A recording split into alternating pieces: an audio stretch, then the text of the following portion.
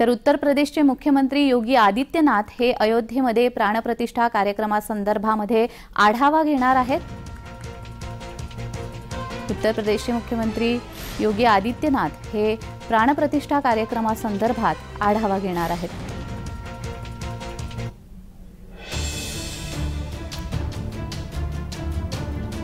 तर या संदर्भात अधिक माहिती देत आहेत आमचे प्रतिनिधी अयोध्येतून रोहन कदम। रोहन, उत्तर प्रदेशचे मुख्यमंत्री तिथे दाखल झालेले आहेत, अयोध्येमध्ये आलेले आहेत आणि त्यांच्याकडून आढावा घेण्यात येतो। कशा पद्धतीने आढावा घेतला जातोय?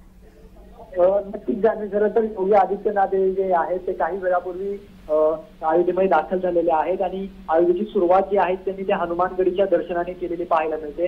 हनुमानगडीला दर्शन घेऊन आता योगी आदित्यनाथ जे आहेत ती श्रीराम जन्मभूमीच्या परिसरामध्ये दाखल झालेले आहेत। तिथून ते अयोध्या नगरपालिकेच्या जवळ असणाऱ्या कार्यालयामध्ये जाणार आहेत आणि तिथे अनेक अधिकाऱ्यांच्या पदाधिकाऱ्यांच्या ज्या आहेत त्या बैठका त्या ठिकाणी होणार आहेत। खरं तर 22 तारखेला जो प्राणप्रतिष्ठेचा कार्यक्रम अयोध्येमध्ये होतोय त्या सगळ्या पार्श्वभूमीवरती हा सगळा आजचा दिवस जो आहे तो त्याच्यासाठी महत्वाचा आहे, कारण आता प्लॅनिंग जे आहे ते आजच्या दिवशी योगी आदित्यनाथ यांच्या माध्यमातून आज करण्यात येणार आहे आणि 22 तारखेची जी रंगीत तालीम जी आहे ती करायची आहे आणि त्या पद्धतीचं नियोजन सध्या सुरू झालेलं पाहायला मिळते। त्यामुळे श्री राम जन्मभूमी ट्रस्टच्या अधिकाऱ्यांसोबत पदाधिकाऱ्यांसोबत जी आहे ती बैठक योगी आदित्यनाथ घेणार आहेत। त्याचबरोबर ज्या पद्धतीने टेंट सिटी उभारली गेलेली आहे त्या टेंट सिटीची पाहणी देखील योगी आदित्यनाथ करणार आहेत। त्या ठिकाणी जी व्हीआयपी लोक जे आहेत ते अयोध्येमध्ये राहणार आहेत त्याची देखील पाहणी योगी आदित्यनाथ करणार आहेत आणि अनेक मुख्य ठिकाणी योगी आदित्यनाथ जात या सगळ्याची पाहणी करून